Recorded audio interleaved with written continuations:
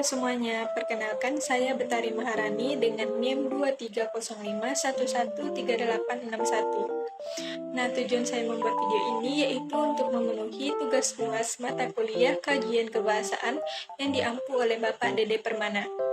Nah, jadi kami tuh disediakan dua pilihan. Yang pertama itu membuat dan membacakan puisi, dan yang kedua itu meresensi novel.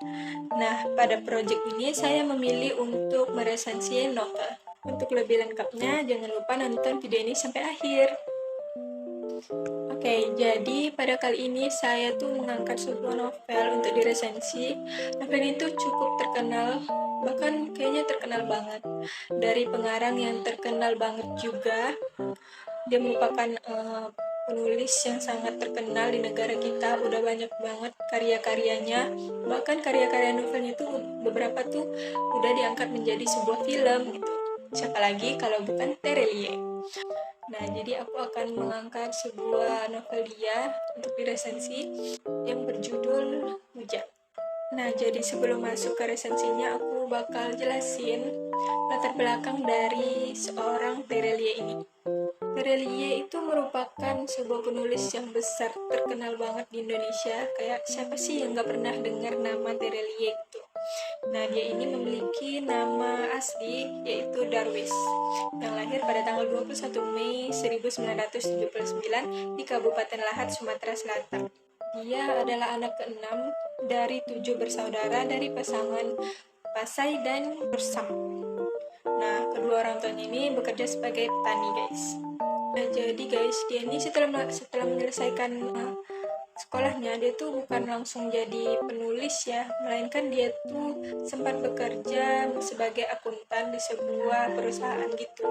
Dan dia mulai debut satu novelnya yang pasti kalian udah tahu dan ini terkenal banget, yaitu novel Hafalan Sholat Delisa yang rilis tuh tahun 2005.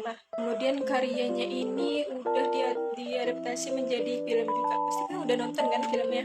Terus ada beberapa juga novelnya yang udah diangkat menjadi film, itu ada Bidadari Surga, terus Semoga Bunda Disayang Allah, dan Rembulan Tenggelam di Wajahmu. Nah, oke, lanjut ke intinya nih, resensi novel Hujan ciptaan Terelie. Novel ini diterbitkan oleh PT Gramedia Pustaka Utama dengan nama penulis Terelie di Kota Jakarta pada tahun 2016. Jumlah halaman dari novel ini yaitu sebanyak 320 halaman dengan ukuran buku 13,5 kali 20 cm. Desain cover dari buku ini yaitu Orca Kreatif. Selanjutnya berat bukunya yaitu 500 gram dan harga bukunya 75.600.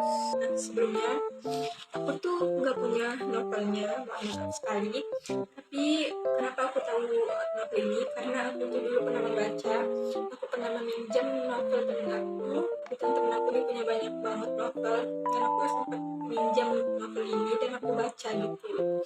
Jadi aku nggak punya fisiknya karena itu udah lama banget dari waktu aku SMA kayaknya.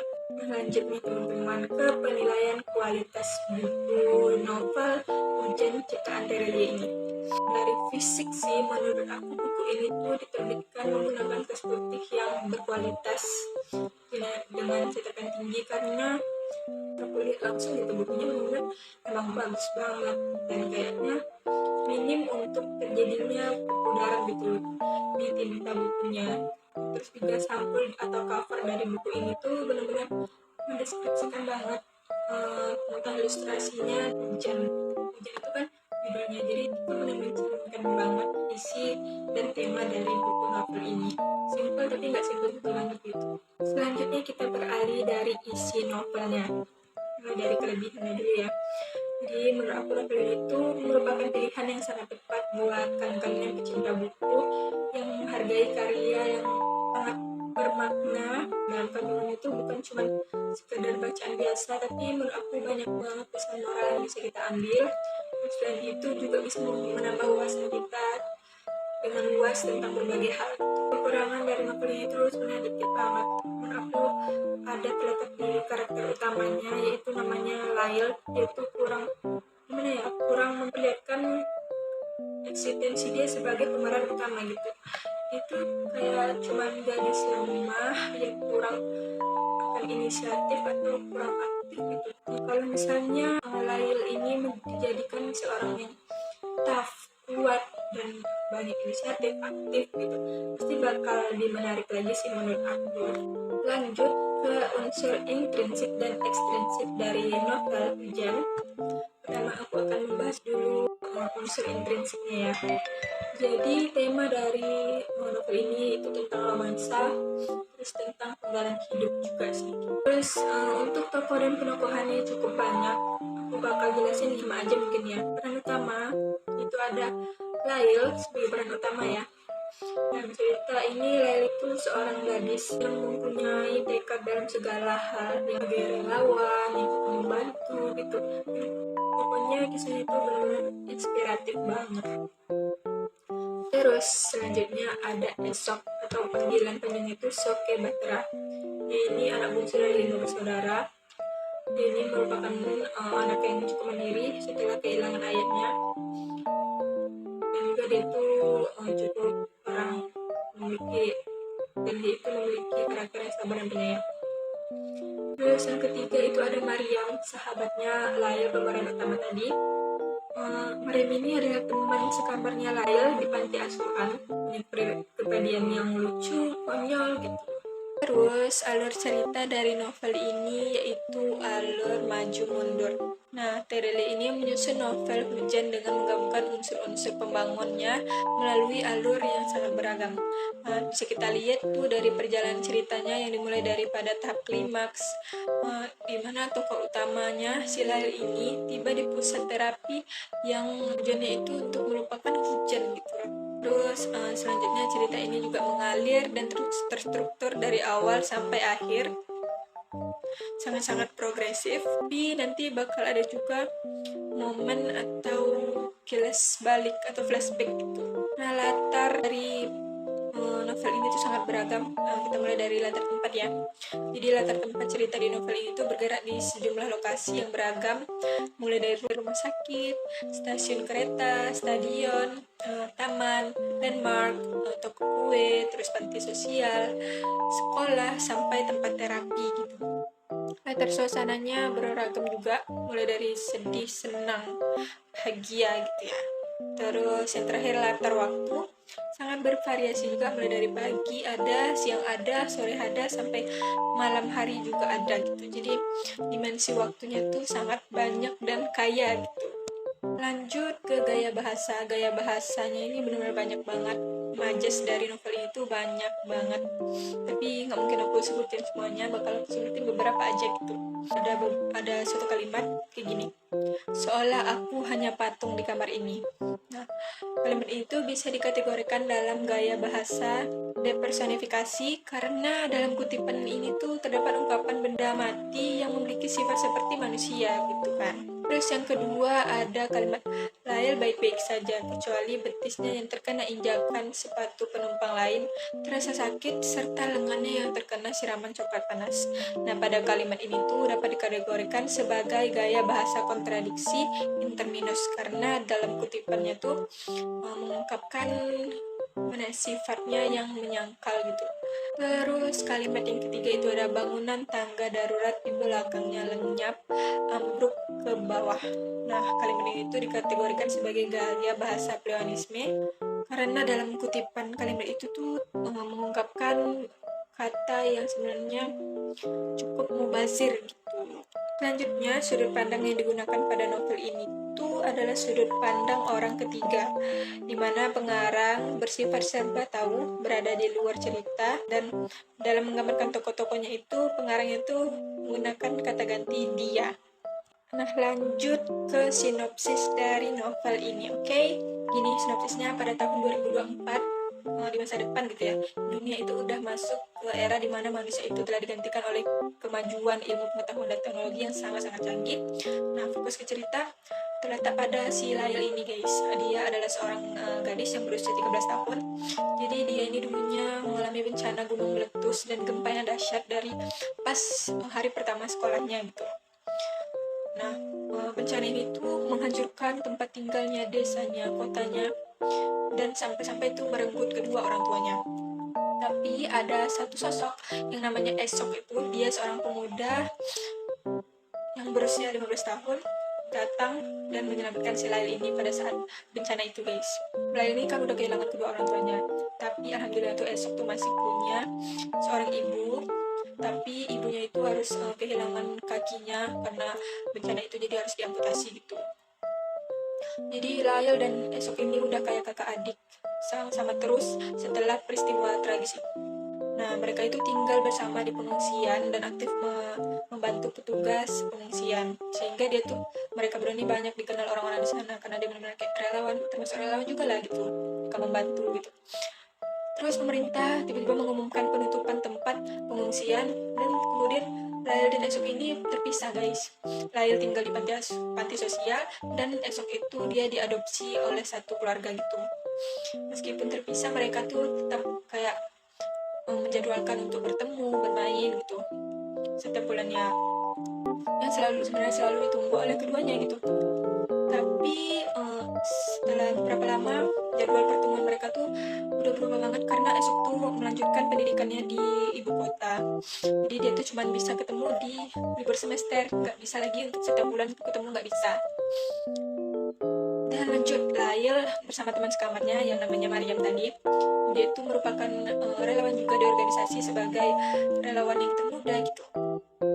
Mereka berdua itu berhasil menyelamatkan 2 kota dari bahaya retakan bendungan, mendapatkan penghargaan dan prestasi. Nah, kesibukan ini membantu Lail mengatasi rindu terhadap si Esok ini, meskipun mereka tuh akhirnya menjadi renggang karena jarang bertemu, jarang berkomunikasi karena sibuk masing-masing lah gitu kan. Esok tuh sibuk karena terlibat dalam proyek kapal luar angkasa untuk menyelamatkan penduduk bumi dari bencana yang akan datang. Nah, lanjut ke klimaks. Pada saat si Esok ini sedang sibuk-sibuknya untuk melaksanakan proyeknya, jadi ayah angkatnya ini meminta Esok untuk memberikan satu tiket kepada anak perempuannya, yaitu saudara angkatnya si Esok ini, si Claudia. Sebenarnya itu tuh banyak menimbulkan kesalahpahaman dengan si Lail tadi. Nah, jadi si Lail ini kan ada harapan lah gitu dengan si Esok ini, tapi dia tuh nggak kunjung dikasih kepastian sama si Esok ini.